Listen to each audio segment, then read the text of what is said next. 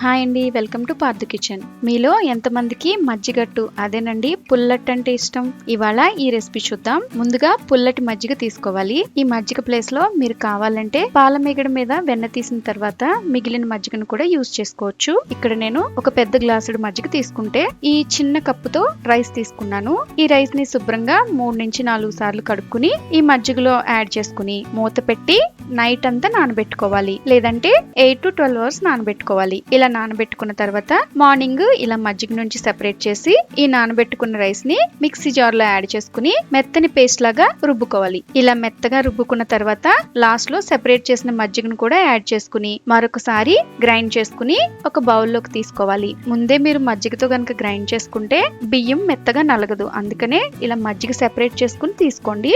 ఇలా గ్రైండ్ చేసుకున్న ఈ మిశ్రమాన్ని మీద మూత పెట్టి 3 to 6 అవర్స్ ఫెర్మెంట్ చేసుకోవాలి. 6 గంటల తర్వాత ఇలా బాగా ఫెర్మెంట్ అయిన దీంట్లో చిన్నగా కట్ చేసుకున్న ఉల్లిపాయ ముక్కలు, పచ్చిమిర్చి, అలాగే 1 స్పూన్ నువ్వులు, సాల్ట్ యాడ్ చేసే క్లిప్ నా దగ్గర మిస్ అయిందండి. టేస్ట్ కి సరిపడా సాల్ట్ యాడ్ చేసుకోవాలి. అలాగే చిన్నగా కట్ చేసుకున్న కరివేపాకు యాడ్ చేసుకుని బాగా మిక్స్ చేసుకుని పక్కన పెట్టుకోవాలి. ఇప్పుడు స్టవ్ ఆన్ చేసుకుని అట్ల పెనం పెట్టుకుని ఇలా అట్లలాగా పోసుకోవాలి. వీటికి నచ్చిన షేప్ లో వస్తాయండి.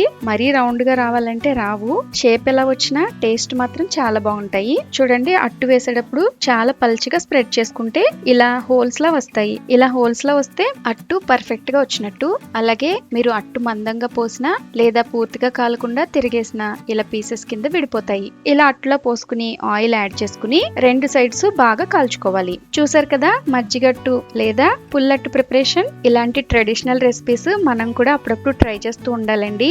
మీరు కూడా ట్రై చేసి మీ ఫీడ్బ్యాక్ తప్పకుండా కమెంట్ చేయండి. ఇలాంటి మరెన్నో రెసిపీస్ కోసం మన ఛానల్ ని సబ్స్క్రైబ్ చేసుకోండి. Thank you for watching.